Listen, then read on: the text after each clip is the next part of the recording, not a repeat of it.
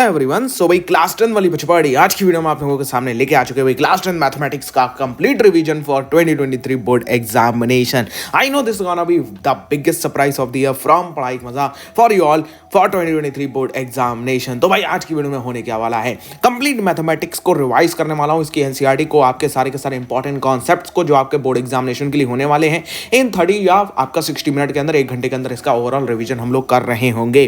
तो आज की वीडियो आइकन लोगों के जरूरी होने वाली है। अगर आप रिवाइज करना चाहते हो एनसीईआरटी को, अगर आप बेसिक मैथमेटिक्स वाले हो या आप स्टैंडर्ड वाले हो, आप एनसीईआरटी के बेसिक कॉन्सेप्ट को रिवाइज करना चाहते हो, आप एग्जाम देने जा रहे हो, आपका जो 21 को एग्जाम है उसकी सुबह में आप इसको देख सकते हो, 20 की रात में आप इसको देख सकते हो, तो ओवरऑल आपके लिए बहुत ही हेल्पफुल वीडियो होने वाली है। तो चलिए चालू करते हैं chapter number 1 that is the real number. इसकी जरा बात करते हैं। रियल नंबर के अंदर सबसे पहले तो आता है आपका यूक्लिड डिवीजन लेमा। ये आपका जो होता है इस बार है नहीं सिलेबस के अंदर, ठीक है, तो इसके अंदर हम ज्यादा बात नहीं कर रहे होंगे। इसके अंदर जो एलसीएम एचसीएफ के क्वेश्चंस आने वाले हैं that gonna be asked from the original method. जो ओरिजिनल हम लोग एलसीएम एचसीएफ का मेथड नजर आ रहे होते हैं तो ये एलसीएम मेथड से आस्क कर सकता है, लेकिन वैसे अगर मैं बात करूं यूक्लिड डिवीजन लेमा से तो वो क्वेश्चन नहीं आने वाले, क्योंकि भाई वो आपका आउट ऑफ सिलेबस चला गया है। आगे बढ़ते हैं। तो हमने इसमें मेनली क्या बात करनी है, अपने इसमें मेनली बात करनी है भैया जो होता है फंडामेंटल थ्योरम ऑफ अरिथमेटिक के बारे में। यानी अगर हम किसी भी चीज़ों को इरेशनल प्रूफ करना चाहते हैं, जैसे सबसे पहले इंपॉर्टेंट होता है आपका ये रूट 2 वाला, यानी जो आपका इरेशनैलिटी प्रूफ करने के लिए आता है, तो इसके अंदर हम सबसे पहले ये दो चीज़ों की बात कर रहे होते हैं। जैसे अगर हम बात करते हैं तो आपका जो रेशनल नंबर्स होते हैं, जैसे जो आपके इरेशनल नंबर है उनको आपको प्रूफ करना है, तो आप कैसे करके प्रूफ कर रहे होगे भैया, ये तुम्हारा बहुत इंपॉर्टेंट क्वेश्चन होता है। कुछ ना करके जाना तो बबुआ इसको कर लेना, ये तुम्हारा आना ही आना है बोर्ड एग्जामिनेशन ही। मान लो यार मैं कह रहा हूं पेपर आउट वाली बात हो गई है, ठीक है, ये आता ही आता है बोर्ड एग्जामिनेशन के अंदर, तो मैं एक क्वेश्चन ऐसा टपका हुआ मिल जाएगा। बोले तो बेसिक मैथमेटिक्स वाले हो या स्टैंडर्ड मैथमेटिक्स वाले हो, करना कैसे होता है इसको। सबसे पहले तो आपको बोल रहा है कि prove that root 2 root 3 root 5 जो भी है आपका ये एक रेशनल नंबर है, तो ओवरऑल आप इसको कैसे कर रहे होगे। सबसे पहले तो आप इसको ये मान लो, इसको कंसीडर कर लो कि भैया ये जो होता है एक रेशनल नंबर है, और फिर रेशनल या इरेशनल के लिए हमें करना क्या है, 2 लाइनें 2 बार लिख के आना है, एक लाइन को 2 बार लिख के आना है। क्या है, जैसे हमें बात करनी है, जैसे हम किसकी बात करते हैं, हम बात करते हैं स्क्वायर्स के बारे में। जैसे अगर आप सुनो ध्यान से जरा, मैंने तुम्हारे लिए सारी चीज़ें पहले ही बना के रख ली हैं, तो उसमें तुम्हें ज़्यादा टेंशन नहीं होगी। जैसे अगर मैं कहूँ कि 9 का स्क्वायर क्या है, 81 है, 9 का स्क्वायर 81 है, तो 9 का स्क्वायर जो होता है, अगर 9 जिस नंबर से डिविजिबल है उसका स्क्वायर भी उससे डिविजिबल होगा। सही बात कह रहा हूँ नहीं कह रहा हूँ। जैसे मान लो जो होता है 10 है, 10 2 या 5 से डिविजिबल है, तो 10 का स्क्वायर 100 है, ये भी 2 और 5 से डिविजिबल होगा। हाँ सर बिल्कुल सही बात है, 2 और 5 से डिविजिबल होगा। तो ये चीज़ अपने दिमाग में सबसे पहले रखो कि अगर एक जो होता है एक नंबर है और वो जो नंबर जो होता है अपने स्क्वायर जो है उसका वो उससे डिविजिबल हो रहा है, उसका स्क्वायर जो होता है उस नंबर से डिविजिबल कर रहा है, तो वो उसके ओरिजिनल नंबर को भी डिवाइड करेगा। मतलब मैं कहना क्या चाह रहा हूँ, अगर मैंने कहा ये 2 या 5 एक प्राइम नंबर है, ये 10 के स्क्वायर यानी 100 को डिवाइड कर रहा है, तो ये 10 को भी डिवाइड करेगा। इस बात को अपने दिमाग में बिठा लो। अब ये तुम्हारे जो आपका क्या कहते हैं इरेशनल रेशनल का कॉन्सेप्ट होता है, ये यहीं से मेनली ऑफ प्रूफ कर दिया जाता है। जैसे अगर मैं बात करूं, सबसे पहले मैं बात कर रहा हूँ इरेशनल नंबर्स क्या होते हैं। जैसे मान लो भाई अगर तुमसे बोर्ड में पूछा जाए कहीं पे तुम्हारा आंसर है, तो तुम 4/2 लिख के आओ, मैं हंसूंगा, कहूँगा कि क्या क्वेश्चन का तू हैप्पी बर्थडे करके आ गया है। तो 4/2 ना लिखता भैया, ये इनकम्प्लीट आंसर है, 2 ही लिख देता। यानी जो डिविजिबल हो सकता है वो आपके इरेशनल नंबर्स होते हैं, और जो आपके डिविजिबल नहीं हो सकते, जो इस तरीके से अपॉन में लिखे जाते हैं, that is the rational numbers.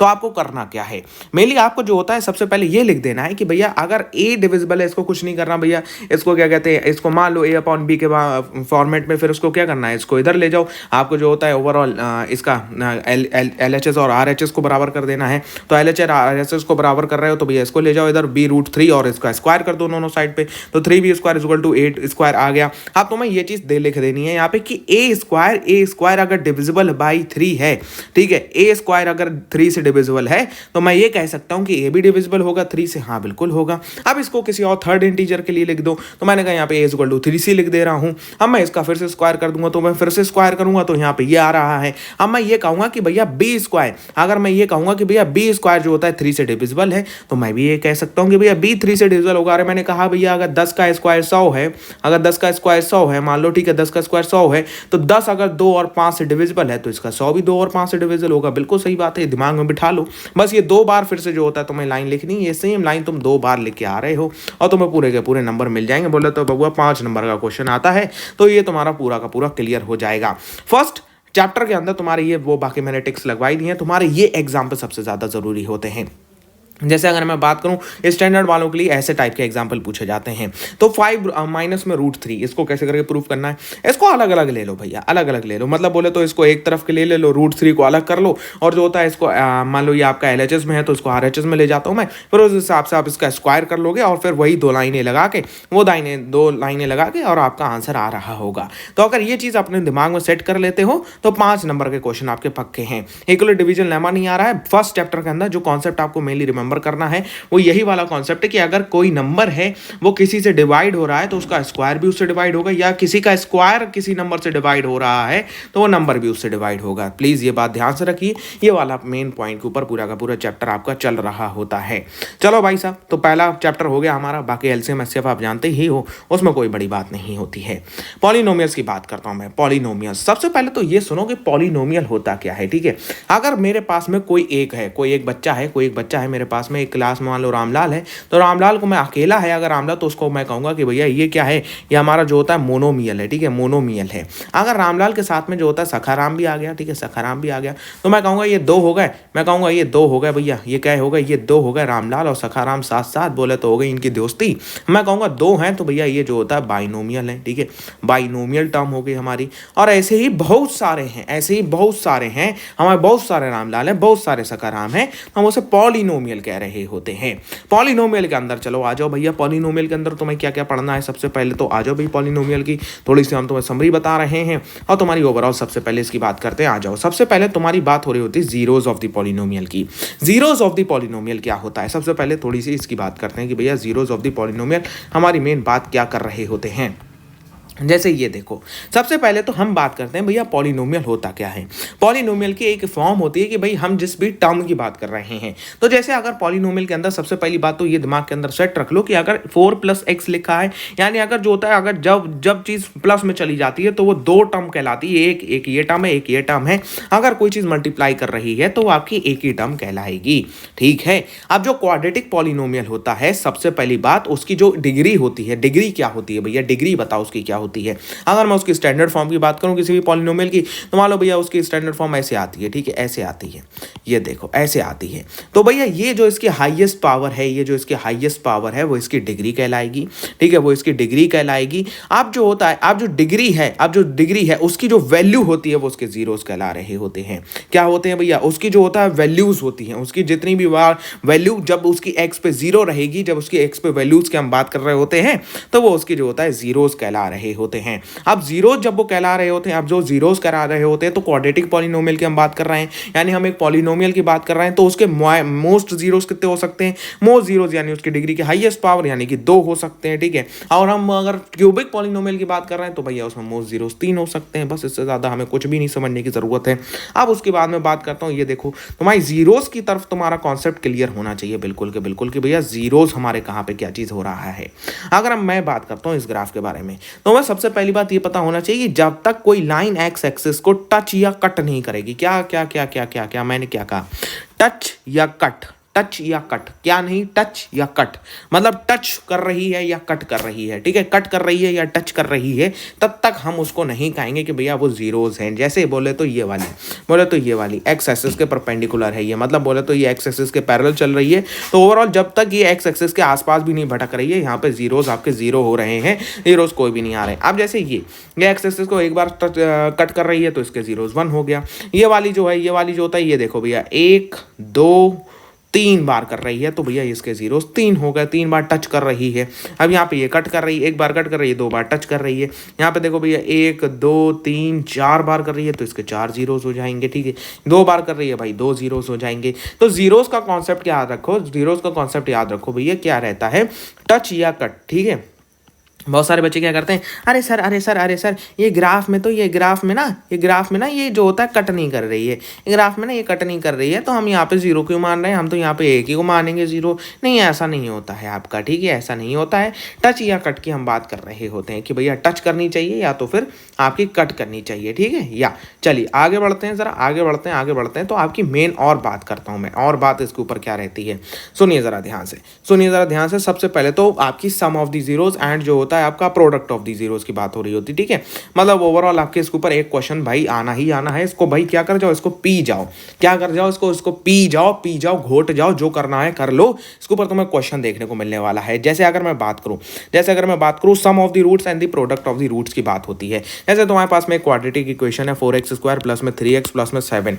अब यहाँ पे तुमसे क्वेश्चन कैसे पूछेगा, ध्यान से सुनो। तुमसे क्वेश्चन कैसे पूछेगा, we have this quadratic equations, find the sum of the roots, तो सम ऑफ द रूट्स तुम्हें पता है भैया क्या होता है, अल्फा प्लस में beta is equal to minus B upon A. तो माइनस बी अपॉन ए यहाँ से निकाल लो भैया, 3x और अपॉन में 4। लो हो गया तुम्हारा प्लीज, ठीक है, आंसर आ गया। तो तुमसे कहेगा भैया find the product of the roots निकालने को कहेगा। 101% पेपर आउट वाली बात मैं कर रहा हूँ भैया, यहाँ से एक क्वेश्चन आने वाला है, ठीक है। प्रोडक्ट ऑफ द रूट्स पूछेगा, अरे भैया क्या जो होता है बाबू टाइप क्वेश्चन पूछ रहा हो, मामा टाइप ऑफ क्वेश्चन क्या पूछ रहे हो हमसे, c अपॉन ए होने वाला है, तो भैया निकाल दो, 7/4 लिख दो। अब इसका उल्टा पूछेगा सीबीएसई है हमारा बड़ा ही सेंटिमेंटल, सीबीएसई इसका उल्टा पूछेगा। सीबीएसई क्या कहेगा, बोले बबू हमें तुमने अल्फा प्लस बीटा दे दिया -3/4, अल्फा बीटा दे दिया, find the quadratic equation, as simple as that. भैया तुम्हें जो होता है सम ऑफ द जीरोस दे रहा है, तुम्हें जो होता है प्रोडक्ट ऑफ द जीरोस दे रहा है, तुमसे जो होता है सम ऑफ द जीरो से प्रोडक्ट ऑफ द जीरो से तुमसे क्वाड्रेटिक इक्वेशन पूछ रहा है। तो तुम्हें करना क्या है, सिंपल बात बोले तो इसमें लगा के रख दो, ठीक है। x² माइनस में अल्फा प्लस में बीटा, x प्लस में जो होता है अल्फा बीटा, या तो तुम सिंपल बात तुम ये जानते हो ax² प्लस में bx प्लस में c, इसमें हिसाब से तुम्हें पता है कि माइनस b अपॉन में होने वाला है, या जो होता है c अपॉन में a होने वाला है। उठा के इधर थोड़ा सा दिमाग लगाओगे, थोड़ा सा अगर लॉजिकली करने की कोशिश कर रहे हो उसमें डाल देना, नहीं तो भैया अगर तुम्हें वैसी क्या कहते हैं इसको ओरिजिनल मेथड से करना है ऐसे करके कर लेना, ठीक है। क्लियर हो गया। क्वाड्रेटिक इक्वेशन के लिए बेसिक वालों के लिए बहुत ज़्यादा जरूरी होने वाला है। अब हम बात करते हैं भैया क्यूबिक पॉलिनोमियल के बारे में। ये स्टैंडर्ड वाले स्पेसिफिकली ध्यान से देख के जाएं, स्टैंडर्ड वालों के लिए क्यूबिक पॉलिनोमियल के क्वेश्चंस आने ही आने हैं, ये तो हमारे और अच्छे लेवल पे चले जाते हैं। जैसे अगर मैं बात करूँ तो क्यूबिक पॉलिनोमियल होता क्या है, हमने भैया क्वाड्रेटिक पॉलिनोमियल पढ़ लिया, ax² प्लस में bx प्लस में c, हमने क्वाड्रेटिक पॉलिनोमियल पढ़ लिया। अब क्यूबिक पॉलिनोमियल, क्वाड्रेटिक पॉलिनोमियल की हाईएस्ट डिग्री 2 होती है, क्यूबिक पॉलिनोमियल की हम बात कर रहे हैं, क्यूबिक पॉलिनोमियल की हाईएस्ट डिग्री भैया 3 होती है। ax³ प्लस में जो होता है bx² प्लस में cx प्लस में d, ये आपकी जो होता है क्यूबिक पॉलिनोमियल होने वाला है। क्यूबिक पॉलिनोमियल के some product of the zeros अलग रहते हैं। जैसे अगर मैं बात कर रहा हूं तो स्टैंडर्ड वालों के लिए सम ऑफ द जीरोस आ सकता है, प्रोडक्ट ऑफ द जीरोस आ सकता है, एंड जो होता है ओवरऑल आपका प्रोडक्ट आ सकता है, ठीक है। सो ये आपका पॉलिनोमियल के अंदर यही सारे के सारे कॉन्सेप्ट याद रखना। सबसे पहले डिग्री, हाईएस्ट वैल्यू, ठीक है, जीरोस क्या रहने वाले हैं, आपका टच या कट वाला ग्राफ याद रख लेना। बहुत सारे बच्चे इसमें कंफ्यूज आ जाते हो, उधर जाके हैप्पी बर्थडे कर देते हो क्वेश्चन का, तो तुम्हें क्वेश्चन का हैप्पी बर्थडे नहीं करना है, कंफ्यूज आना नहीं है, अपना काम करना है, पूरे के पूरे नंबर लेके आने हैं, ठीक है। चलो आगे बढ़ता हूं मैं। Pair of linear equations in 2 variables की बात करते हैं। Pair of linear equations in 2 variables. चलो भाई सबसे पहले हमने अभी पिछले चैप्टर के अंदर पॉलिनोमियल पढ़े, हमने अभी पढ़े वहां पे क्वाड्रेटिक पॉलिनोमियल। तो ग्राफ, यानी अगर हम इक्वेशन की बात कर रहे हैं, हम ग्राफ की बात कर रहे हैं, हम ग्राफ की बात कर रहे हैं, हम इक्वेशंस की बात कर रहे हैं। तुमने अभी तो नहीं पढ़ा है, अभी तक तुमने बात करें तो तुमने फिजिक्स के अंदर वही ओम्स लॉ का वी आई वाला ग्राफ पढ़ा है, हाँ पढ़ा है। तो वो इक्वेशन ही तो है, V is directly proportional to I, इसको जो बताया ग्राफ से ही तो बता रहे होते हैं, हाँ भैया ग्राफ से बता रहे होते हैं। तो ऐसी मैथमेटिक्स के अंदर भी है, मैथमेटिक्स के अंदर ग्राफ बोले तो इक्वेशन, जैसे कि अभी हमने क्वाड्रेटिक पॉलिनोमियल पढ़ा था, ठीक है। तो क्वाड्रेटिक पॉलिनोमियल का जो ग्राफ बनता है पैराबोला का ग्राफ बनता है। अब ऐसे ही अगर हम बात कर रहे हैं, तो लीनियर की बात करते हैं। तो लीनियर इक्वेशंस कौन सी होती हैं, लीनियर इक्वेशंस वो इक्वेशंस होती हैं जिनका ग्राफ जो होता है वो स्ट्रेट लाइन बन रहा होता है, जिनका ग्राफ स्ट्रेट लाइन बन रहा होता है। ध्यान रखो लीनियर इक्वेशंस की हम बात कर रहे हैं तो इनकी भैया डिग्री, हाईएस्ट डिग्री इनकी 1 रहने वाली है। हाईएस्ट डिग्री इनकी क्या रहने वाली है, हाईएस्ट डिग्री इनकी क्या रहने वाली है, हाईएस्ट डिग्री इनकी भैया 1 रहने वाली है। जैसे अगर हम बात कर रहे हैं तो ये 2 वेरिएबल के अंदर भी आती है, 3 वेरिएबल के अंदर भी जा सकती है। 2 वेरिएबल के अंदर बात करें तो उसमें एक्स वाई टर्म रहता है, 3 वेरिएबल के अंदर हम बात करें तो एक्स वाई जेड टर्म रहता है। जैसे अभी हमने पढ़ा था अल्फा प्लस बीटा प्लस में गामा, और जो होता है अल्फा प्लस में beta is equal to minus B upon में alpha beta is equal to C upon A, ये हम अभी ऑलरेडी पढ़ चुके हैं। तो हमने ये किसके लिए पढ़ा है, हमने ये 2 वेरिएबल के लिए पढ़ा है। तो ओवरऑल हम वही उसी की बात कर रहे होते हैं कि भैया 2 वेरिएबल के अंदर ये आपका आ रहा होता है। अगर 3 वेरिएबल की बात कर रहे हैं तो इसमें जेड टर्म भी आ रही होती है, और फिर इसकी जो होता है जनरल फॉर्मूला ऐसा आता है एक्स प्लस में वी वाई प्लस में सी जेड और डी। इसमें जो ये आपके एक्स और वाई हैं, एक्स एंड वाई, यही आपके जो होता है, यही आपके जो होता है वेरिएबल टर्म्स रहते हैं, ठीक है, ये आपके वेरिएबल टर्म्स रहते हैं। ये तो कोई सारे के सारे कांस्टेंट है। अगर मैं कह रहा हूँ कि मैं इसको हटाऊंगा, मैं y को हटा दे रहा हूँ, y को 0 कर दे रहा हूँ, तो फिर इक्वेशन कैसी बन जाएगी? इक्वेशन भैया ax प्लस में c इक्वल टू 0 बन जाएगी। तो बोले तो ये भैया कांस्टेंट टर्म नहीं है, ये वेरिएबल टर्म रहती है। ठीक है, समझिए जरा ध्यान से इस बात को। अब उसके बाद में बात करते हैं कंसिस्टेंस इनकंसिस्टेंस के बारे में क्या रहता है। प्रोडक्ट ऑफ द सॉल्यूशंस के बाद में करते हैं, नेचर ऑफ रूट्स के बारे में बात कर रहे होते हैं। तो ध्यान से सुनो भैया, जो आपकी लीनियर इक्वेशंस रहती हैं, लीनियर इक्वेशन को जब आप सॉल्व कर रहे हो, लीनियर इक्वेशन को जब आप सॉल्व करते हो, जैसे कि भैया हम इसकी बात कर रहे हैं, हमने जैसे ये इक्वेशन ले ली कि भैया 4x प्लस में 8y इक्वल टू 2, अब जो होता है 8x प्लस में 16y इक्वल टू 4, ये हमारे पास में दो इक्वेशंस है। अब तुमसे कहा यहाँ पे जो होता है नेचर ऑफ क्या कहते हैं कि जो होता है nature of linear equation find करो। ठीक है, तो सुनो ध्यान से, नेचर ऑफ जो तुम्हारा आएगा उसका वो कैसे आएगा। सबसे पहले आपको क्या करना है, सबसे पहले आपको जो होता है ये तीन कंडीशंस को चेकआउट करना होता है कि भैया ये कंडीशंस में हमसे क्या कह रहा है। जैसे अगर हम बात कर रहे हैं तो यहाँ पे अगर हम इसको कर रहे हैं तो ये हमें सारे के सारे इक्वल दिखा रहा है, यानी a1 अपॉन में a2 equal to b1 upon में b2 equal to c1 upon में c2, सारे के सारे रेशियोज आपके इक्वल रह रहे हैं। तो जब सारे के सारे रेशियोज इक्वल हैं तो इसके बहुत सारे सॉल्यूशंस बन सकते हैं। इसके क्या बन सकते हैं? इसके इनफाइनाइटली मैनी सॉल्यूशंस हम लोग निकाल सकते हैं। अब मैं बात कर रहा हूँ इसके बहुत सारे अलग अलग सॉल्यूशंस बन सकते हैं। अगर मैं बात करूँ कि भैया a1 अपॉन में a2 का जो रेशियो है वो b1 अपॉन b2 के ही नहीं इक्वल बैठ रहा है, तो इसका एक सॉल्यूशन आएगा, वो इसका यूनिक सॉल्यूशन रहेगा। ठीक है, वो इसका यूनिक सॉल्यूशन रहेगा। अब हम बात करते हैं कि भैया ये कंसिस्टेंस है, बोले तो इसके सॉल्यूशन निकल के आ रहे हैं, बोले तो ये कहीं ना कहीं कट मार रहा है एक दूसरे को। बात करते हैं इनकंसिस्टेंस के बारे में क्या रहता है। इनकंसिस्टेंस हम किसको कह रहे होते हैं? अगर मैं बात करूं भैया इनकंसिस्टेंस किसको कह रहे होते हैं, तो a1 अपॉन में a2 जब ये कंडीशन आती है कि भैया ये दोनों तो इक्वल हैं पर ये इक्वल नहीं है, तो ग्राफ पैरेलल लाइन बनता है। ग्राफ क्या बनता है? ग्राफ पैरेलल लाइन बनता है। बोले तो ये एक दूसरे को कभी भी काट नहीं रहा होगा, इसलिए इसको inconsistence pair of linear equations के अंदर डाल रहे होते हैं। बाकी जो ये तुम्हारी इनकंसिस्टेंस कंसिस्टेंस है, ध्यान रख लेना भैया, इस टाइप का तुम्हें क्वेश्चन देखने को मिलेगा।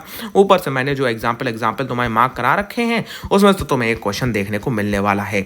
और इसके अंदर बात करूं तो तुम्हारे मेथड्स का तुम्हें नाम पता होना चाहिए। मेथड्स के ऊपर हो सकता है तुम्हें इसी तरह पूछ ले कि भैया सब्स्टिट्यूशन में हम एक क्वेश्चन को सॉल्व करके उसकी वैल्यू निकाल लेते हैं, फिर दूसरे की वैल्यू उधर से सब्स्टिट्यूट ला के कर देते हैं, हो जाता है हमारा काम। एलिमिनेशन मेथड में हम दो इक्वेशंस को निकाल रहे होते हैं, वही जो होता है जब छठी कक्षा में थे, जब कच्चे बनियान पहन के जाया करते थे, तब तुम्हें वो मेथड से कहा गया था कि एलिमिनेशन कैसे करना होता है। जैसे दो इक्वेशंस है, ये आपकी दो इक्वेशंस है, तो 4x प्लस में जो होता है 8y इज इक्वल टू 2, फिर जो होता है इसमें से आप इसको एलिमिनेट कर रहे होगे 8x प्लस में 16y इज इक्वल टू 4, ऐसे करके एलिमिनेट कर रहे होगे, माइनस करके तुम्हें निकालना होता है।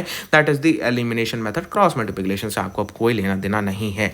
अब ध्यान से सुनो, अब तुम्हारी जो सबसे ज़्यादा मेन दिक्कत होती है, मेन दिक्कत तुम्हारी क्या रहती है? हाँ सर, बोर्ड वाला क्वेश्चन है ना, हमारे पल्ले नहीं पड़ता है, बोर्ड वाला क्वेश्चन कैसे कर रहे होते हैं।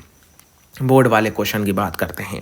बोर्ड वाला क्वेश्चन हो गया, ट्रेन वाला क्वेश्चन हो गया। ध्यान से सुनो, डायरेक्शन ऑफ बोट, ठीक है, ध्यान से सुनो भैया, डायरेक्शन ऑफ बोट की बात करता हूँ। डायरेक्शन ऑफ बोट इधर साइड है, ठीक है, डायरेक्शन ऑफ बोट इधर साइड है, और जो होता है जो आपका पानी बह रहा है वो भी इधर साइड है, ठीक है, पानी बह रहा है वो भी इधर साइड बह रहा है। तो बोट की स्पीड में क्या पानी अपनी स्पीड मिला रहा है? हाँ सर, मिला रहा है।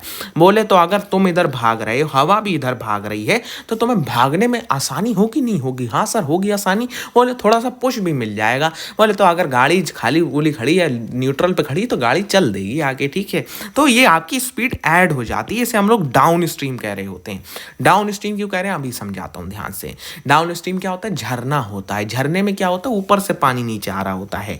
मतलब ओवरऑल अगर तुम बात कर रहे हो किसी एक पहाड़ से तुम उतर रहे हो ना, तो वो तुम डाउन स्ट्रीम आ रहे हो, तो उतरने में तुम्हें ग्रेविटी अपने आप खींचती है, पैर अपने आप भागते हैं, भले को तुम्हारा वजन 420 किलो क्यों ना हो, ठीक है, बात उसकी नहीं है। ग्रेविटी जब खींचती है ना, तो अच्छे से अच्छा इंसान भाग पड़ता है, या फिर कुत्ता पीछे पड़ जाए, वो बात अलग रहती है। तो जो होता है डाउन स्ट्रीम, मतलब तुम अगर किसी पहाड़ से नीचे उतर रहे हो ना, तो जी फोर्स तुम्हारी ऊपर से लग जाएगी और तुम्हारे ऊपर से खुद का वेट, तो ओवरऑल तुम्हारी स्पीड एडअप हो जाती है, ठीक है। अब तुम्हारी जो होता है डायरेक्शन अगर डिफरेंट है, बोले तो तुम पहाड़ की तरफ चल रहे हो, पहाड़ है तुम्हारा, ठीक है, तुम्हारे पास पहाड़ है, ठीक है, तुम्हारा ये पहाड़ है, बढ़िया सा तुमने पहाड़ बनाया, अब तुम इधर से जा रहे हो, अब तुमने इधर से जो होता है चलना चालू करा, इधर से तुमने चलना चालू करा ऊपर की तरफ, तुम्हारी क्या जी फोर्स इधर लग रही है, ग्रेविटी इधर लग रही है, नीचे नीचे की तरफ लग रही है, यहाँ ग्रेविटी लग रही है, तो तुम क्या ग्रेविटी के अपोजिट में जा रहे हो, हाँ जा रहे हो, तो तुम्हें क्या ज्यादा जोर लगाना पड़ेगा, ग्रेविटी की फोर्स को माइनस करते हुए जाना पड़ेगा। हाँ सर सही बात है, ग्रेविटी को अगर हम माइनस नहीं कर रहे होंगे तभी तो हम ऊपर बढ़ पाएंगे, अगर ग्रेविटी को हम जीरो नहीं कर पा रहे तब हम कहाँ से ऊपर बढ़ पाएंगे, सीधी बात है। न्यूटन चाचा हमें बता गए थे कि भैया तुम किसी चीज पे फोर्स लगाओगे तभी वो चीज अपनी जगह से हिलेगी, तभी वो ग्रेविटी को डिफाई करके उठ पाएगी। तो ऐसे ही अगर बोट जो होता है, बोट की बात करूं, कौन से सर बोट, अमन गुप्ता की बात कर रहा हूं, नहीं हम इस बोट की बात कर रहे हैं, कौन सी सस्ती वाली की, तो ध्यान से सुनो। अगर बोट इधर बह रही है, ये वालों बढ़िया सी नदी बना लेते हैं, बढ़िया सी नदी, सस्ता सा सीन बना लेते हैं, आ जाओ। ये पहाड़ वाड़ हमारे बन गए, ठीक है, ये पहाड़ वाड़ बन गए बढ़िया वाले, हट सर क्या कहने हैं। ये इधर जो होता है हमारे सूरज चचा डूब रहे हैं, ठीक है, सूरज चचा डूब रहे हैं, कुछ पक्षी हमारे बना लेते हैं, कुछ पक्षी उड़ के जा रहे हैं, ठीक है। अब बोले तो तुम एक नाव में चल रहे हो, हाँ सर मज़े आ गए सर ज़िंदगी के, ठीक है, ज़िंदगी का स्वाद आपने दिला दिया। चलो भैया तुम्हारी एक नाव है, ये तुम्हारी नाव, ये बहाव जो स्ट्रीम का है वो इधर साइड है, ठीक है, इधर साइड है इधर, और तुम अपनी नाव उधर लेके आ रहे हो। बोले तो तुम स्ट्रीम को काटते हुए चल रहे हो, ठीक है, स्ट्रीम मतलब लाइव स्ट्रीम नहीं, बोले तो ये पानी की स्ट्रीम, ठीक है, हाँ सर मैं पानी की स्ट्रीम को काटता हुए चल रहा हूँ, मैं काटता हुआ इधर की तरफ बढ़ रहा हूँ, तो क्या तुम्हारी स्पीड बढ़ेगी या घटेगी? घटेगी सर, जाहिर सी बात है, हम पानी को उल्टी दिशा में चल रहे हैं, हम पहाड़ चढ़ने की कोशिश कर रहे हैं ना, तो तुम्हारी स्ट्रीम घट रही होगी। तो भैया इसमें जितना भी चीज़ें बनती है ना, तुम्हारी वो जो होता है वो आपकी माइनस हो रही होती हैं स्पीड्स में। आप स्पीड माइनस हो रही है लेकिन अप स्ट्रीम क्यों कह रहे हैं? अरे तुम अप जा रहे हो ना, पहाड़ के ऊपर चढ़ रहे हो, पहाड़ से उतर थोड़ी ना रहे हो, ऐसे ही तुम स्ट्रीम के अप जा रहे हो, स्ट्रीम के अप जा रहे हो, स्ट्रीम के डाउन नहीं जा रहे हो, स्ट्रीम के साथ नहीं जा रहे हो, तुम स्ट्रीम के अप जा रहे हो, स्ट्रीम के उल्टा जा रहे हो, तो तुम्हें अप स्ट्रीम के अंदर कहा जा रहा होता है, ठीक है। तो सुनो ध्यान से, अब ये तो तुम्हारी बोर्ड की प्रॉब्लम हो गई, ये दिमाग में बिठा लो, ये दिमाग में बिठा लो, इसके अलावा तुम्हें और कुछ ज़्यादा दिमाग में बिठाने की ज़रूरत नहीं है। बोर्ड से रिलेटेड क्वेश्चन तुम्हारे बन रहे होंगे, बाकी जो क्वेश्चन तुम्हें प्रैक्टिस करने के लिए कहा है वो क्वेश्चन भी भैया प्रैक्टिस करते रहना।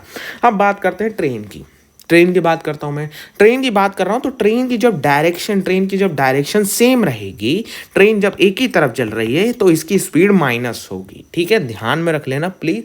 जब ट्रेन की डायरेक्शन सेम है तो इसकी स्पीड माइनस हो रही होगी। जब ट्रेन की डायरेक्शन अपोजिट है तो उसकी स्पीड एडअप हो रही होंगी। जब ट्रेन किसी भी एक पार्टिकुलर मान लो किसी भी जो होता है एक रेलवे स्टेशन को पास कर रही है, तो ट्रेन की खुद की लेंथ प्लस में जो होता है उस रेलवे स्टेशन उस प्लेटफॉर्म की लेंथ भी मिक्स हो जाएगी। तभी आप ये कह सकते हो कि भैया ट्रेन ने प्लेटफॉर्म को पास करा, ट्रेन ने ब्रिज को पास करा। ट्रेन की लेंथ प्लस में ब्रिज की लेंथ जोड़ के तुम कहोगे कि भैया तुमने ट्रेन ने जो होता है वो ब्रिज को पास करा। अगर तुम उसकी लेंथ नहीं जोड़ रहे हो तो तुम कह रहे हो कि भैया ट्रेन ने ब्रिज को पास कर दिया, ट्रेन का इंजन आगे निकल गया, बोले तो ट्रेन की बुग्गी पीछे रह गई, वो अभी ब्रिज को पार नहीं कर पाई, तो तुम कैसे कह सकते हो उसने ब्रिज को पार कर दिया? सही बात है नहीं? हाँ सर सही बात है। बोले तो हम अगर इंजन की बात कर रहे हैं तो हम सिर्फ इंजन को देख के नहीं कह सकते कि ट्रेन ने ब्रिज को पार कर दिया। हो सकता है उसका आखिरी डिब्बा अभी भी ब्रिज के ऊपर हो सकता है उसका आखिरी डिब्बा अभी ब्रिज के ऊपर आया ही नहीं हो और ब्रिज पे आने वाला हो, ठीक है। ट्रेन ज्यादा लंबी भी हो सकती है बात नहीं है? हाँ सर है। तो ओवरऑल हम ये बात करते हैं कि अगर आपको किसी भी चीज़ की मतलब अगर किसी चीज़ को पार करा है ट्रेन ने, रिवर को पार करा है, ब्रिज को पार करा है, प्लेटफॉर्म को पार करा है, ओवरऑल आप दोनों की लेंथ को जोड़ रहे होगे, तभी आप ये क्लेम कर सकते हो कि भैया पर्टिकुलर चीज़ ने पर्टिकुलर एरिया को पार करा है, ठीक है। आप इसको ये बात ध्यान रख लो। बाकी तुम्हारा पेयर ऑफ लीनियर इक्वेशंस के अंदर कुछ भी नहीं है, consistent that all we have, and ये सारी चीज़ें मैं ओवरऑल आपको बता चुका हूँ, ठीक है। बाकी ये कुछ इंपॉर्टेंट आपके एग्जाम्पल हैं तो ये करते जाना, इसमें कोई बड़ी बात नहीं है। चलो क्वाड्रेटिक इक्वेशंस की बात करते हैं, आ जाओ बात करते हैं। सबसे पहले तो भैया क्वाड्रेटिक इक्वेशंस की बात करते हैं। तो क्वाड्रेटिक इक्वेशन यानी जिनकी हाईएस्ट डिग्री कितनी हो, 2 हो, जिनकी हाईएस्ट डिग्री, वो क्वाड्रेटिक इक्वेशंस कहलाती हैं। क्वाड्रेटिक इक्वेशंस की बात करते हैं तो आपका क्वाड्रेटिक इक्वेशंस में सबसे पहले तो आपका नेचर ऑफ रूट्स आता है, ठीक है। क्या आता है भैया?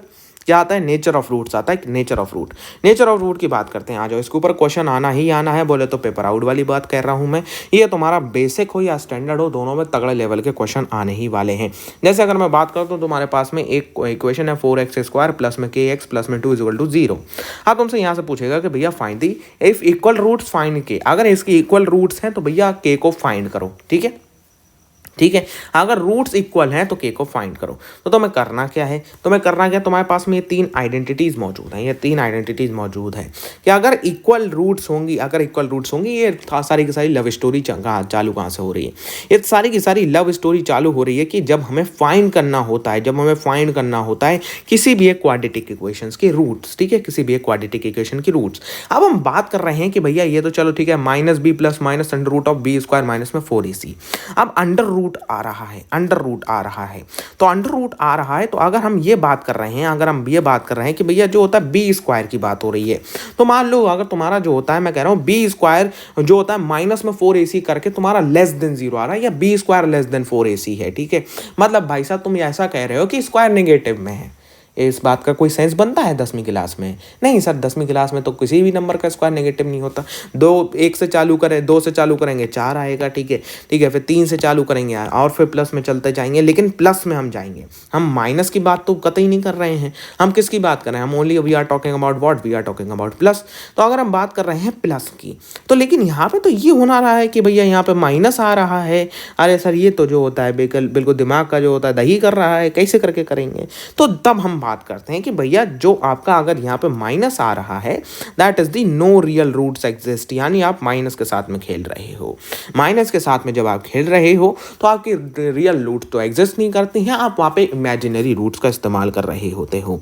अब उसके बारे में बात करते हैं, अगर इक्वल है या ग्रेटर देन यानी प्लस की वैल्यू की बात कर रहे हैं, यानी 2 का स्क्वायर 4 है भैया, ये प्लस में है, ठीक है, 9 का स्क्वायर 81 है, ये प्लस में है, ठीक है। जो होता है अगर हम 7 की बात करें 49 है, तो आपका वो प्लस में है, ठीक है। हाँ, तो ये ओवरऑल अगर हम इसकी बात कर रहे हैं तो भैया ये प्लस की बात हो रही है, यानी कि ग्रेटर देन 0 की बात हो रही है। तो तब जो आपके रूट्स आते हैं, तब जो रूट्स आते हैं वो आपकी डिस्टिंक्ट रियल रूट्स आते हैं, यानी भैया आपको पता है ये रियल रूट्स आने वाले हैं, या कभी कभार कोइंसिडेंस भी आ जाते हैं, एक दूसरे से मिलते हुए भी आ जाते हैं। तो ध्यान से सुनो, अब इसके बेस पे आता है आपका, तो आपको पता है इक्वल रूट्स के लिए पूछ रहा है, इक्वल रूट्स के पूछ रहा है, अच्छा लगा देंगे, ठीक है, चलो लगा देते हैं। बी स्क्वायर आपको पता है के का स्क्वायर हो जाएगा, 4ac कर दो, 4 इंटू 4 इंटू 12 हो गया भैया, के आकी वैल्यू आ गई 32, ठीक है। ऐसे इसको तो मैं ये बताऊं, ये क्वेश्चन तुम्हारा होमवर्क में इन दी कमेंट सेक्शन, तो मैं इसका आंसर ड्रॉप करना है, ठीक है, कमेंट सेक्शन में इसका आंसर ड्रॉप करो। पी एक्स स्क्वायर प्लस में 8x प्लस में 7 रियल एंड इक्वल रूट्स हैं इनके, तो भैया जो होता है के की वैल्यू मेरे को बताओ, के की वैल्यू मेरे को बताओ, ठीक है, सिंपल सी बात है। अब जो होता है, अब कभी कभार इस पर इस टाइप का क्वेश्चन पूछ लेता है, जैसे 3x स्क्वायर प्लस में जो होता है 2x प्लस में 8 is equal to 0, find the nature of root without actual solution, यानी कि तुम्हें सॉल्यूशन नहीं करना है, सॉल्यूशन करना पाप है, तुम्हें इसका तब भी रूट बताना है। तो तुम क्या करोगे, तुम अच्छा इसमें जो होता है करके देख लोगे, अच्छा बी स्क्वायर जो होता है वो b square less than 4ac आ रहा है, अच्छा b square less than 4ac आ रहा है, तो रूट्स आपके इमेजिनरी होने वाले हैं, तो आप इसमें लिखते हो आंसर में, has B square is less than 4ac, so we can imagine that कि roots are imaginary and no real roots can be found here, ठीक है। अब इसमें कभी कभार तुम्हें करने को क्या पेश जाता है, तुम्हारा मतलब तुम्हारी गले की हड्डी क्या है, कबाब में हड्डी क्या फंसी हुई है, ठीक है, कबाब तो तुमने मंगा लिया, कबाब पटा भी लिया, लेकिन कबाब को तुम खा रहे हो तो तुम्हारी भैया हड्डी गले में फंस गई है। अब हड्डी गले में फंस गई है, हड्डी गले में कब आती है, जब वहां पे लिखा आता है hint, if possible find the value of x for real and distinct root, find the value of x, तुम्हें एक पर्टिकुलर क्वाड्रेटिक इक्वेशन दे देगी, वहां पे जो होता है सीबीएसई एक आएगी, अच्छा इसके रियल ये रूट्स हैं इनके, तो find the value of x। Next chapter के बारे में बात करते हैं, that is the arithmetic progression. Arithmetic progression है एपी, इसकी जरा बात करते हैं, इसके अंदर तुम्हें क्या क्या चीजें समझने की हैं, आ जाओ जरा ध्यान से। तो एपी आपका एक बोले तो एक प्रोग्रेशन होता है किसी भी एक पर्टिकुलर चीज़ का, जैसे कोई भी एक टर्म है 1 3 4 5 6 7 8 12 14 16 18 20, ये एक प्रोग्रेशन है, ठीक है। बोले तो आप किसी भी एक चीज़ को प्रोग्रेस कर रहे हो, पर्टिकुलर इंटरवल्स पे आप जो होता है पर्टिकुलर डिफरेंस से उसको प्रोग्रेस कर रहे हो। जैसे आप अगर बात करो तो 2 4 8 7 10 11 12, इसमें जो होता है कोई भी प्रोग्रेस एक पर्टिकुलर डिफरेंस पर नहीं हो रहा है, यानी अगर आप 2 की टेबल की बात कर रहे हो, 3 की टेबल की बात कर रहे हो, तो इसमें एक पर्टिकुलर फिक्स्ड डिफरेंस इसमें प्रोग्रेस होता है, ठीक है। तो वैसा ही आप समझ सकते हो एक एपी के बारे में। एपी के अंदर सबसे पहला टर्म रहता है कॉमन डिफरेंस। कॉमन डिफरेंस कैसे निकालते हैं, 2 4 आपको कंसेक्यूटिव टर्म्स लेनी है आगे पीछे की, ठीक है, कंसेक्यूटिव बोले तो आगे पीछे की कंसेक्यूटिव 4 टर्म्स होंगी, यानी 2 पेयर के बारे में बात कर रहे हैं, 2 2 के भैया जो होता है आपका एक टर्म, यानी जो होता है 2 टर्म यानी कि एक पेयर, फिर 2 टर्म यानी कि एक पेयर, 2 ओवरऑल टर्म की बात करते हैं, तो 4 कंसेक्यूटिव पेयर्स के बीच में 4 कंसेक्यूटिव पेयर्स के बीच में आपको ओवरऑल क्या कहते हैं माइनस कर देना है, डिसेंडिंग ऑर्डर में आपका कॉमन डिफरेंस निकल के आ जाएगा, ठीक है। दूसरे की हम बात करते हैं जो उसके अंदर इंपॉर्टेंट चीज़ रहती है, that is the finding the nth term, nth term की फाइंडिंग करना। तो nth टर्म की फाइंडिंग की हम बात कर रहे हैं, तो जैसे हमारा ये वाला फॉर्मूला रहता है a plus n a n is equal to A plus n minus one into d. मेन तो मैं इसमें दिक्कत क्या होती है कि भैया ए एन क्या है, एन क्या है, ये बता दो बस। ए एन क्या है, एन क्या है, ये हमें क्लियर नहीं हो पाता है। तो जैसे हम बात कर रहे हैं कि पीएम एक पद है। पीएम क्या है, पीएम एक पद है, एक पोजीशन है। मोदी की बात करें, मनमोहन सिंह की बात करें, या जो होता है हम किसी की भी बात करें, ठीक है, तो ओवरऑल वो क्या है, वो उस पोजीशन पे बैठा हुआ इंसान है, वो उस पोजीशन पे बैठे हुए हैं, ठीक है। ऐसी अगर हम टेबल की बात कर रहे हैं, तो टेबल की बात करें तो भैया जो सेवन्थ है, ये एक जो होता है, एक ये क्या है, एक ये पद है। तो बोले तो दो सेवन है, तो सेवन दो के में भी टेबल में भी आएगा, तीन के भी टेबल में आएगा, चार के में भी आएगा, पाँच के में भी आएगा, छः के में भी आएगा, 15 के में भी आएगा, 420 के में भी आएगा, 840 के में भी आएगा, ठीक है। तो ये सेवन्थ एक टर्म है, एक पद है। अब इस पे कौन बैठा है, इस पे दो बैठा है, इस पे तीन बैठा है। इसमें जो होता है आपका जो निकल के आएगा, इससे मल्टीप्लाई करने पे जो आपका निकल के आ रहा है, वो उस पद पे बैठा हुआ इंसान है। बोले तो ये मोदी जी हैं, ठीक है। ये तुम्हारा साथ जो होता है ये पद है। अब यहाँ पे मेन बात ये होती है, जो ए एन है, जो ए एन है, ए एन आपका जो होता है वो मोदी जी हैं, यानी वो उस पद पे बैठा हुआ इंसान है, और एन वो पद है, ठीक है। बस इस पे वो चीज़ याद रखना, बस इस पे वो चीज़ याद रखना कि भैया ए एन और एन में मेन क्या होता है, एन टर्म के बारे में बात कर रहे होते हैं, ठीक है। बच्चा इसमें मेन ये चीज़ कंफ्यूज कर जाता है। अब जैसे हम बात करते हैं, जैसे अगर हम बात करते हैं तो उसका सम ऑफ द ऑल टर्म्स की बात आती है। Sum of the all terms आपका जो होता है, बात कर रहे हैं हम यहाँ पे एन की बात करते हैं, यानी हम यहाँ पे पद की बात कर रहे हैं। तो पद की बात करते हैं तो भैया यहाँ पे जो होता है, जैसे हम 1 से 10 की बात करें तो सारे के सारे नंबरों का सम क्या होगा, ऐसे करके हम बात करते हैं। अब यहाँ पे जो होता है फर्स्ट टर्म प्लस में लास्ट टर्म आता है, तो अगर मैं लास्ट टर्म की जगह अगर मैं ये वाला फॉर्मूला लगा दूँ, अगर मैं ए एन का फॉर्मूला लगा दूँ, तो ये क्या मुझे ये वाला मिल जाएगा, हाँ सर मिल जाएगा। तो इसका डेरिवेशन कुछ नहीं होता है, ये तुम लिखो यहाँ पे एल की जगह पे ए एन का फॉर्मूला लगा दो, तो ये ओवरऑल तुम्हें निकलता हुआ मिल जाएगा, S N is equal to N by two A plus में N minus one into D. अब इसमें तुम्हें इस्तेमाल कैसे करना होता है, बहुत सारे ऐसे प्लेसेस होते हैं, बहुत सारी ऐसी जगहें होती हैं जहाँ पे कॉमन, बहुत सारे ऐसे क्वेश्चंस होते हैं जहाँ पे कॉमन डिफरेंस दिया हुआ होता है। यूज़ दैट टर्म, ठीक है, use this formula to find out the sum of the all terms. अब जैसे बहुत सारे ऐसे क्वेश्चंस, हमें बहुत सारे ऐसे खतरनाक क्वेश्चन देखने को मिलते हैं जहाँ पे कॉमन डिफरेंस नहीं दिया होता है। यूज़ दिस फार्मूला, ठीक है, डिपेंडिंग ऑन योर कंडीशन, आप जो कंडीशन में फंसे हुए हो, यूज़ दैट और फार्मूला, आपका चीज़ निकल रही होती है। ट्राइंगल चैप्टर की बात करता हूँ भैया, आज जो ट्राइंगल्स के अंदर बात करते हैं, तो ट्राइंगल्स के अंदर मेनली हमें क्या बात करनी है, सबसे पहली बात ये देखो, सबसे पहली बात हम बात कर रहे हैं किसकी, सबसे पहली बात हम बात कर रहे हैं जरा थेल्स की, थेल्स थ्योरम के बारे में। थेल्स थ्योरम जो है आपका ये श्योर है भैया, पेपर आउट वाली बात कर रहा हूँ मैं, पेपर आउट, ठीक है, श्योर 100%, 100% आने वाली। क्यों, आप ऐसा क्यों कह रहे हो, पाइथागोरस डिलीटेड है, ये इसकी उम्र इतनी है, इसकी इतनी बार आ चुकी है जितनी बार तुम्हारी उम्र नहीं होगी। ओवरऑल 25 से 30 बार ये जाके पूछी जा चुकी है बोर्ड एग्जामिनेशन में, तो उतनी तो आपकी अभी एज भी नहीं है। इसको बीपीटी, ठीक है, बेसिक प्रोपोर्शनैलिटी थ्योरम या थेल्स थ्योरम के नाम से जाना जाता है। अब जैसे मैं बात कर रहा हूँ, ये थेल्स थ्योरम कहती क्या है, ध्यान से सुनो, 2 वर्ड में बताऊंगा। मैंने क्या करा, मैंने एक लाइन ली, बोले तो ये 10 सेंटीमीटर की लाइन थी, मैंने इसको 5-5 में डिवाइड कर दिया। मैंने कहा ये 12 की थी, तो मैंने इसको 6-6 में डिवाइड कर दिया, ठीक है। अब ये 6-6 से डिवाइड करके मैंने एक लाइनों से एक ट्राइंगल बना लिया सर, बहुत बढ़िया बात है, एक ट्राइंगल बन गया। ट्राइंगल को मैंने बीच से जोड़ दिया, DE, मतलब इसको बराबर जो डिवाइड करा, मिड पॉइंट आया एक इसका जो मिड पॉइंट आया और इसका जो मिड पॉइंट आया, उससे मैंने एक लाइन ड्रॉ कर दिया, आपस में इसको जोड़ दिया, हाँ से जोड़ दिया, बहुत बढ़िया बात है। अब ये जो लाइन है ना, ये लाइन है, ये इसके बेस के पैरेलल होगी, बस that is the BPT, that is the Thales theorem, that is BPT, that is Thales theorem. Sure, paper out है भैया, जाके इसको अच्छी तरीके से कर डालो, ठीक है, जाके इसको अच्छी तरीके से कर डालो। जो होता है आपका, जो है आपका थेल्स थ्योरम, 100% है, 100%। डेरिवेशन इसका कैसे करना है, एक ट्राइंगल का 2 बार एरिया निकालना है, बस तुम्हें कुछ नहीं करना है। वो एरिया कैसे निकालते हैं sir, half into base into height कर देना, एरिया निकल जाएगा। इसकी डेरिवेशन बोले तो रट लो, बोले तो जो होता है इसको समझ लो, 2-3 बार हाथ से निकाल लो, आपका हो जाएगा। अब इसके बारे में नेक्स्ट बात करते हैं।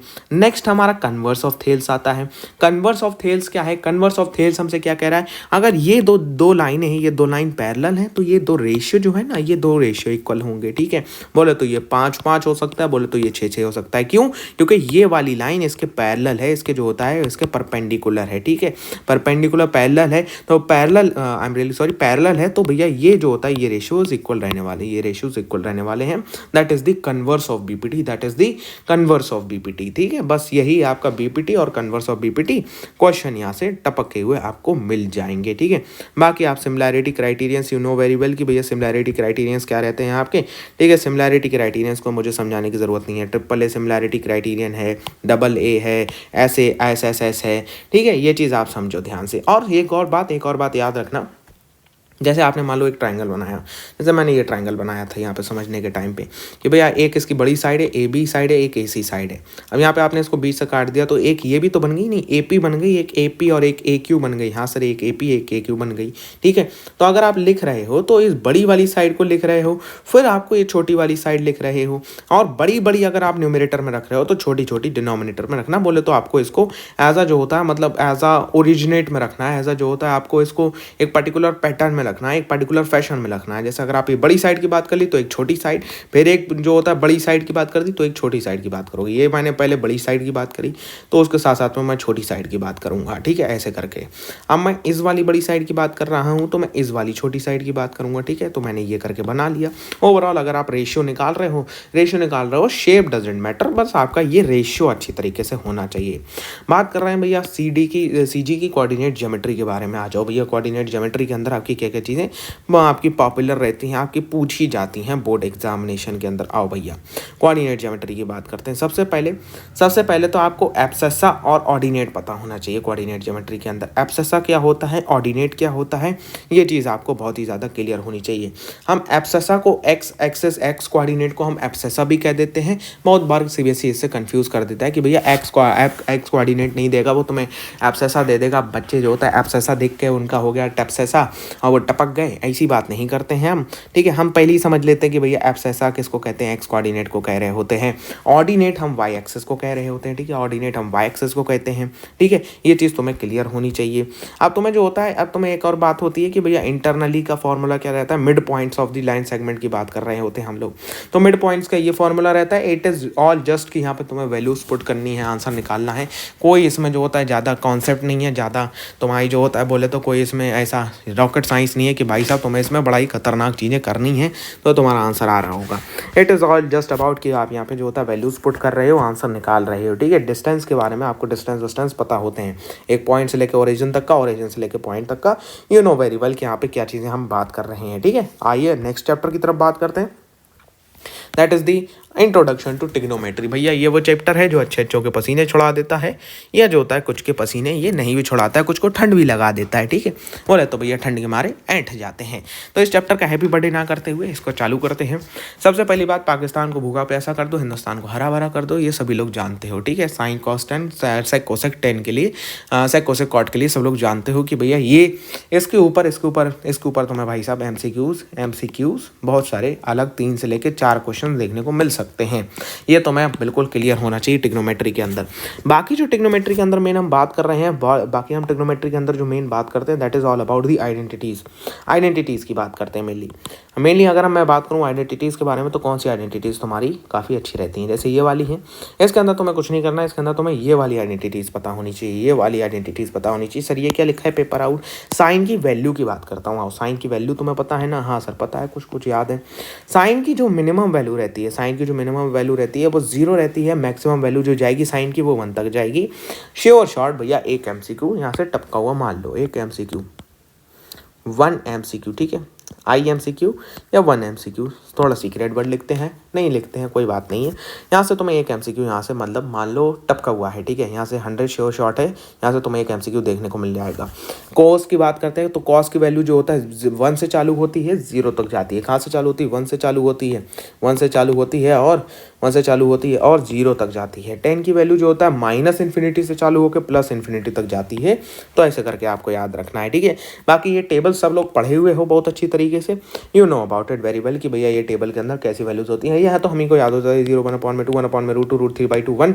इसको आप उल्टा कर दोगे, कॉस की आ जाएगी, डिवाइड कर दोगे 10 की आ जाएगी, फिर ओवरऑल इसकी हम बात कर रहे होते हैं। ठीक है, यस आगे बढ़ते हैं, आगे बढ़ते हैं। तो ये मेन चीज़ तुम्हारी है। ठीक है, बाकी ये तुम्हारी कुछ कॉम्प्लीमेंट्री आइडेंटिटीज़ हैं। कॉम्प्लीमेंट्री आइडेंटिटीज़ को भी आप आराम से देख सकते हो। जैसे ये मेन हमारी 3 रहती हैं, साइन स्क्वायर ए प्लस में cos square is equal to 1, sec square A minus में tan square is equal to 1, cosec और जो होता है cosec is equal to 1 plus में कॉट स्क्वायर ए। यही मेन आपकी रहती हैं जो इस वाली जो होता है एक्सरसाइज के अंदर इंपॉर्टेंट आ रही होती हैं। ठीक है, यस आगे बढ़ते हैं, आगे बढ़ते हैं, आगे बढ़ते हैं। तो सम एप्लीकेशंस ऑफ ट्रिग्नोमेट्री के बारे में बात कर रहे हैं। हाइट एंड डिस्टेंसेस को कहते हैं, height and distance, height and distance. तो हाइट की बात कर रहे हैं, हाइट की बात कर रहा हूँ, हाइट की बात कर रहा हूँ। तो यानी कहीं ना कहीं मैं यहाँ पे जो होता है आपका क्या परपेंडिकुलर की बात कर रहा हूँ। हाँ सर परपेंडिकुलर की बात कर रहे हूँ। डिस्टेंस की बात कर रहा हूँ। हाँ सर मैं बेस की बात कर रहा हूँ। तो बेस अपॉन में परपेंडिकुलर, यानी कि मैं कहीं आपका जो होता है कहीं यहाँ पे मैं टेन थीटा की तो नहीं बात कर रहा हूँ। हाँ सर बिल्कुल सही बात कर रहे हो आप, यहाँ पे टेन थीटा की तो बात कर रहे हो। तो यहाँ पे जो चैप्टर रहने वाला है वो आपका टेन थीटा की वैल्यूज के ऊपर रहने वाला है। अब मैं यहाँ पे 2-3 चीज़ें कॉन्सेप्ट तुम्हें बड़ा ही क्लियर कर दूँ। कॉन्सेप्ट तुम्हारे क्या हैं? कॉन्सेप्ट तुम्हारे हैं कि angle of elevation, angle of depression. इसमें 2 बड़ी चीज़ क्लियर रखो। अगर तुम किसी भी नीचे से खड़े होकर किसी बिल्डिंग को देख रहे हो, हाँ सर मैंने मान लो मैं कुतुब मीनार के पास में गया ना, मैं यहाँ से खड़े होकर कुतुब मीनार को देख रहा हूँ। ये हमारे रामलाल है, ठीक है, ये हमारे रामलाल है। ठीक है, आ जाओ। रामलाल यहाँ से खड़े होके कुतुब मीनार को देख रहे हैं। तो रामलाल अपनी मुंडी ऊपर करेंगे नीचे करेंगे? सर बोले तो मुंडी ऊपर करके देखना पड़ेगा, बड़ी ऊंची बिल्डिंग है। ठीक है, अब ये जो मुंडी ऊपर करी तुमने, मान लो 30 डिग्री के एंगल पे तुमने करी, यहाँ पे 30 डिग्री के एंगल पे करी। हाँ मैंने कहा रामलाल थोड़ा सा पास बढ़े, मैंने कहा रामलाल थोड़ा सा पास आ जाओ। बोले आ गए सर। क्या भाई कैसी बात कर दी? यहाँ से अगर तुम्हें कुतुब मीनार का टॉप देखना है, तो तुम्हारा बात करते हैं, तुम्हारा जो होता है कितनी मुंडी ऊपर हो रही होगी? सर बहुत ज़्यादा हो रही होगी, बोले तो करीबन 60 डिग्री हो रही होगी। तो ये तुम्हारा एंगल ऑफ एलिवेशन है। तुम्हारा मुंडी जितनी ऊपर जाएगी उतना तुम्हारा एंगल ऑफ एलिवेशन बढ़ता चला जाएगा। क्या मैं ये कह सकता हूँ कि किसी भी चीज़ के पास आने में एंगल ऑफ एलिवेशन बढ़ता जाता है? हाँ सर बढ़ता जाता है। अगर मैं कहूँ मैं ये बिल्डिंग के ऊपर से खड़े होकर, मैं यहाँ खड़ा था, मैंने कहा अरे वाह रामलाल इधर आ गया। ठीक है, मैंने कहा मैं यहाँ से तुम्हें इधर देख रहा था, मैंने कहा यहाँ से मैं तुम्हें देख रहा था, मेरी परपेंडिकुलर ये रहती है। ठीक है, मेरी परपेंडिकुलर ये है, तो मेरा यहाँ से एंगल ज़्यादा था पहले, एंगल ऑफ डिप्रेशन यहाँ पे ज़्यादा था। हाँ sir angle of depression 60 degree था। यहाँ से तुम्हारा एंगल ऑफ एलिवेशन जब बढ़ा, तो क्या मैं कहूँगा ऊपर से एंगल ऑफ डिप्रेशन कम हो गया? हाँ सर एंगल ऑफ डिप्रेशन कम हो गया। मान लो 30 डिग्री के एंगल से मैं तुम्हें देख रहा हूँ, नीचे झुक के बिल्कुल अपने पैरों के बीच में से देखना पड़ रहा है। अरे भैया रामलाल नीचे रहा, हाँ बहुत बढ़िया। तो ये तुम्हें angle of elevation, angle of depression clear होना चाहिए। हाइट एंड डिस्टेंसेस के अंदर तुम्हारा भैया बिल्कुल बढ़िया तरीके से। अच्छा एक और चीज़ बोले तो मैंने कहा कोई बिल्डिंग है, उसके सामने एक टावर भी लगा हुआ है, बिल्डिंग के पीछे टावर है, मेरे को दिख नहीं रहा है। ठीक है, सिंपल सी बात है, मैं इस बिल्डिंग के ऊपर खड़े होकर देख रहा हूँ इस टावर को। मैं ये कैसे बताऊंगा कि ये टावर बिल्डिंग से ऊंचा है या बिल्डिंग से नीचा है? सर कैसी बात कर रहे हो सर, टावर बिल्डिंग से ऊंचा है, टावर बिल्डिंग से नीचा है, कैसे पता चल जाएगा? देख के पता चल जाएगा कैसे? टावर के ऊपर बिल्डिंग के ऊपर जा खड़े हो, हाँ सर खड़े हो गए। टावर को देखने के लिए तुम्हें मुंडी ऊपर करनी पड़ रही है नीचे करनी पड़ रही है? सर बोले तो मुंडी ऊपर करनी पड़ रही है। बोले तो एंगल ऑफ एलिवेशन आ रहा है? हाँ सर एंगल ऑफ एलिवेशन आ रहा है। तो यानी कि भैया बिल्डिंग छोटी है, टावर बड़ा है। वो जो होता है टावर बड़ा है, या कोई भी जो है आपकी कोई भी चीज़ फ्लैग स्टाफ है कुछ भी है वो बड़ा है। ठीक है, बिल्डिंग से अगर मैं कहूँ ये फ्लैग स्टाफ नहीं, ये बिल्डिंग होती है। बोले तो ये जो होता है सस्ती सी बिल्डिंग बना लेते हैं अपनी। ठीक है, बोले तो एपेलोपी आ जाओ, सस्ती सी बिल्डिंग बन गई 2 झटके में। ठीक है, बोले तो सस्ती सी बिल्डिंग आ गई हमारी। सस्ती सी बिल्डिंग के ऊपर सस्ता सा रामलाल खड़ा कर देते हैं। ठीक है, अब ये सस्ता सा रामलाल है।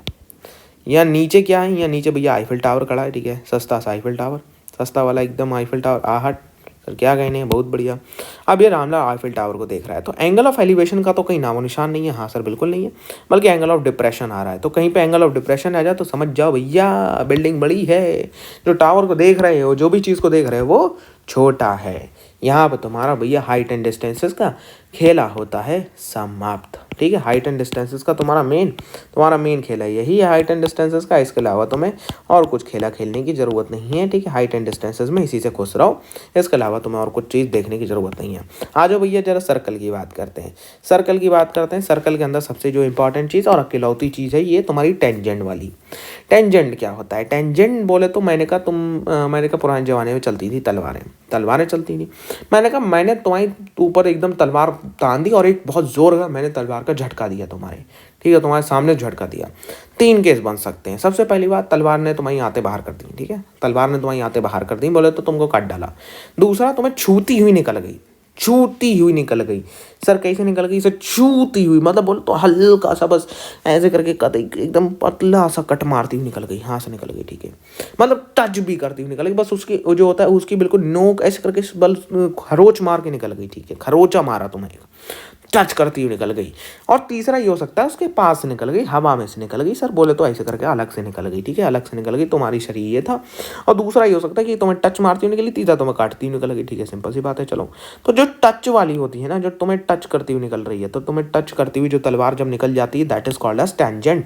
That is what? That is called as tangent. ये क्या कहलाती है? ये कहलाती है भैया टेंजेंट। ये कहलाती है टेंजेंट, टच टच टेंजेंट, ठीक है। टच क्या कहलाती है? टच होने वाली टेंजेंट कहलाती है, टेंजेंट टच कहलाती है, सिंपल सी बात है।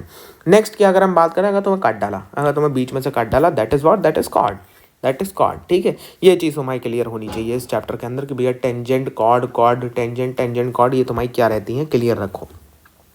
10.2 के अंदर तुम्हारी ये है कि जो आपका अगर एक पर्टिकुलर पॉइंट से एक सर्कल की टेंजेंट ड्रॉ करो, 2020 के अंदर ये पूछा भी जा चुका है, तो वो इक्वल रहने वाली है। करना क्या, तुम्हें इसमें 2 ट्राइंगल बना दो भैया, 2 ट्राइंगल बना दो, ठीक है, 2 ट्राइंगल को इक्वल प्रूव कर दो, मतलब उनको जो होता है कोइंसिडेंस प्रूव कर दो, आपस में जो होता है वो कॉन्करेंट जो होता है ट्राइंगल्स होने वाले हैं, ठीक है। कॉन्करेंट तुम उनको प्रूव कर दोगे, तुम्हारा काम हो जाएगा। जैसे सबसे पहले हम बात करते हैं OQ एंड OR, ये रेडियाई हैं, फिर OP सेम है, OP सेम है आपकी साइड। बाकी ये आपका जो होता है परपेंडिकुलर बाइसेक्टर रहने वाला है, तो RHS से हमारा हो जाएगा और CPCT से हमारी साइड्स भी इक्वल हो जाएंगी। PQ इक्वल टू PR, यानी हमारी टेंजेंट्स भी इक्वल होने वाली हैं। इसके अलावा आपको इस चैप्टर के अंदर कोई ज़्यादा चीज़ें नहीं पढ़ना है, बाकी ये सब आप करने वाले जानते हो कि भैया कैसे क्या करना होता है, ठीक है। बाकी सब करने वाली चीज़ें हैं, ज़्यादा समझाने वाली इसमें कुछ रहता नहीं है। कंस्ट्रक्शन आ नहीं रहा है आपका, कंस्ट्रक्शन पे मैं समय बर्बाद नहीं करूँगा। आ जाओ भैया, बढ़ते हैं एरिया रिलेटेड टू सर्कल की तरफ, आ जाओ। एरियाज रिलेटेड टू सर्कल की बात करते हैं। चलो भाई, एरिया रिलेटेड टू सर्कल के अंदर मेनली आपको क्या क्या चीज़ें देखनी है उसकी बात करते हैं। सबसे पहली चीज़ जो तुम्हें देखनी है, that is what? That is the major segment, major sector and minor segment, ठीक है। तो सेक्टर क्या होता है? जब आप जो होता है उसके सेंटर से, जब आप सेंटर से कोई हिस्से की बात कर रहे हो, that is known as the sector. जब आप सेंटर से उस हिस्से की बात नहीं कर रहे हो, that is known as the segment. Segment निकालने के लिए कोई फॉर्मूला नहीं होता है, सेक्टर निकालने के लिए फॉर्मूला होता है। भैया फिर हम सेगमेंट कैसे निकाल रहे होते हैं? तो सुनो ध्यान से। सबसे पहले तो हम बात करते हैं कि आप एक ट्राइंगल लो, उसमें जो होता है एक सेक्टर निकाल दो, एक सेक्टर की बात करते हैं। अब वो जो होता है सेक्टर तुम्हारा निकल गया पूरा, फिर उसमें से एक परपेंडिकुलर, एक जो होता है पैरेलल लाइन से उसकी जो होता है पॉइंट्स को ज्वाइन करो, उस पॉइंट्स को ज्वाइन करो, इस ट्राइंगल का एरिया निकाल दो, जो बचा हुआ एरिया बचेगा, जो माइनस होगा वो उसका सेगमेंट बन जाएगा। हमें जो होता है सेक्टर का फॉर्मूला पता है, θ/360। बोले तो ये चौथाई हिस्से की बात कर सकते हैं, 360 की बोले तो हम 90 डिग्री की भी बात कर सकते हैं, हम जो होता है 40 डिग्री की भी बात कर सकते हैं। जितना भी आपका सेक्टर है, सेक्टर का आप एरिया निकाल सकते हो, सेगमेंट का नहीं निकाल सकते हो। तो सेगमेंट के बारे में याद रखो, सेगमेंट आपका सेंटर से नहीं होता है। सेगमेंट की बोले तो मैंने केक लिया, उसको साइड से काट डाला, कितना काटा मेरे को नहीं पता, ठीक है। तो सेगमेंट निकालने के लिए मैं इतना वाला इतना पहले इतना सेक्टर निकाल लूंगा, सेक्टर में से ये ट्राइंगल का एरिया माइनस कर दूंगा, तो बचा हुआ एरिया मेरा सेगमेंट का आ जाएगा। या बोले तो सेक्टर में से मैं ट्राइंगल का एरिया निकाल लूंगा, बचा हुआ एरिया उससे माइनस कर दूंगा, that is known as the my segment, ठीक है। इसमें मेनली आपका यही 2 पोर्शन रहते हैं सर्कल्स के अंदर।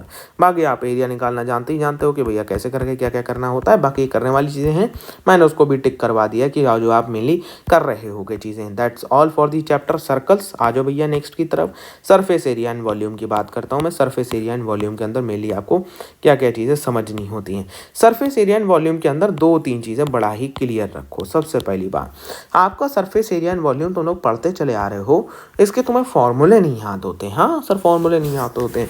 ऐसे बोले तो सर्कल का तो हमें पता है कि भैया उसका क्या रहता है, πr² रहता है।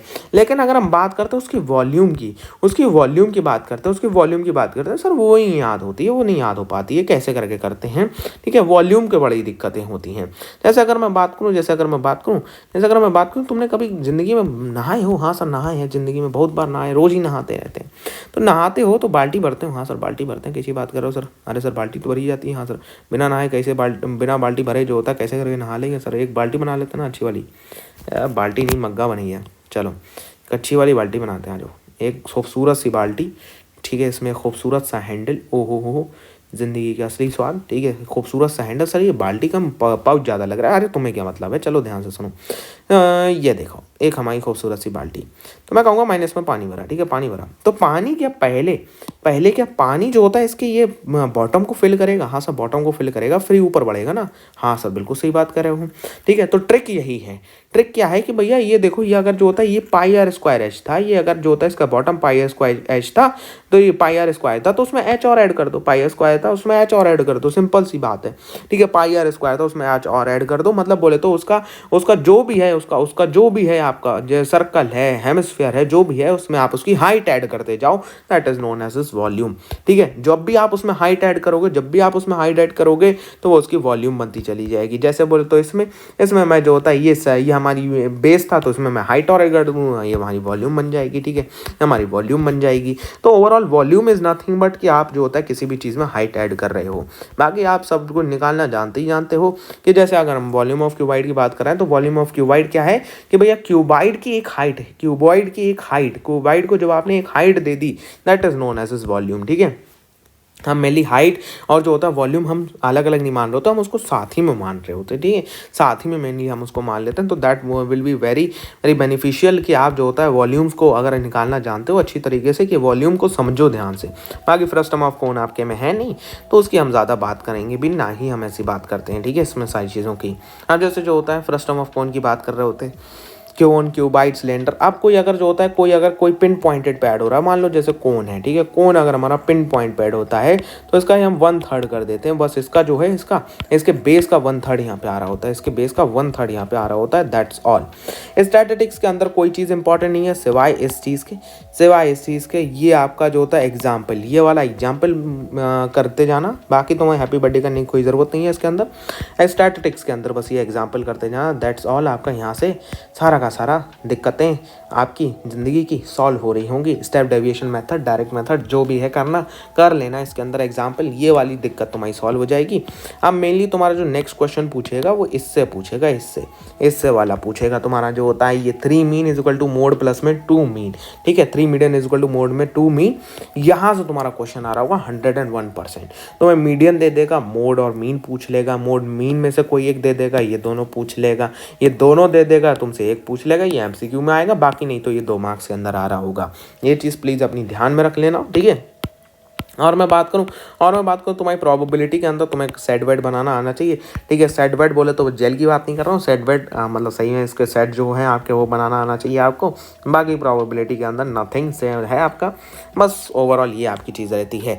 तो that is the super fast revision. आपको बस इतना सारी चीज़ें अपने दिमाग में रखो, बेसिक मैथमेटिक्स वाले हो, स्टैंडर्ड वाले हो, जो भी हो, आप अपनी दिमाग में इतनी सारी चीज़ें रख रहे हो, आपका दिमाग क्लियर रहेगा सारी चीज़ों के रिलेटेड। एनसीईआरटी में बस इतना ही आपको करना है। ठीक है, बेसिक वाले हो तो इतना ही करना है, बाकी तुम्हारे कॉन्सेप्ट के ऊपर डिपेंड करता है। जो मैंने इंपॉर्टेंट क्वेश्चन टिक आउट करवा लिए हैं, जिसकी जो होता है तुम्हारी लिंक, जिस वीडियो की तुम्हारी लिंक यहाँ कहीं पर आ रही होगी, इधर साइड पर यहाँ पे चैनल के सब्सक्राइब की आ रही होगी, तो भैया सब्सक्राइब कर लो चैनल को, और ये वाली वीडियो भी देख लेना जाके। ठीक है, I will meet you in next video, till then good bye and all the best for your mathematics paper. ठीक है, बाय।